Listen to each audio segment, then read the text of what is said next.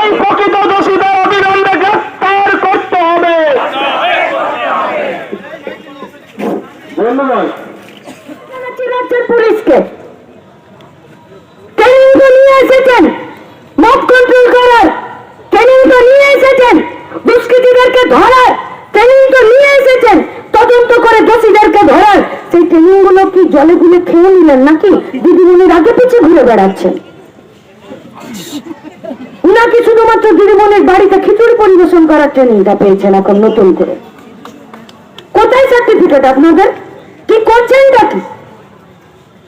কোন আপনাদের উপরে রাস্তা থাকছে না, কিন্তু শুনুন মন থেকে চাইছি আপনাদেরকে আস্থা রাখতে, আপনাদের উপরে চাইছি। পুলিশ অফিসাররা আছেন, দেখেছি ছোট থেকে, দেখেছি আছেন ছোট থেকে, লড়াই করতে জানেন, ডিপার্টমেন্টের ভিতরে লড়াই করতে জানেন, অনৈতিক নির্দেশের বিরুদ্ধে লড়াই করতে জানেন।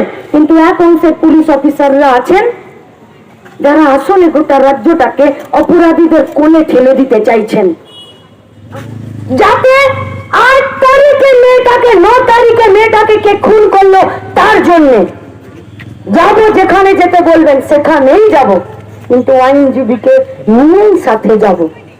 তাই আপনাদের কাছে, গোটা রাজ্যের মানুষের কাছে, ছাত্র যুব মহিলাদের কাছে, আপামর গোটা রাজ্যবাসীর কাছে, দেশ ছাড়িয়ে রাজ্য ছাড়িয়ে যারা বাইরে থেকে এই আন্দোলনে আজকে সাড়া দিয়েছেন, সবার কাছে আমাদের আবেদন, वो लोग फर्जी मुद्दा ला रहे हैं, हम लोग असली मुद्दा से पीछा नहीं छोड़ेंगे।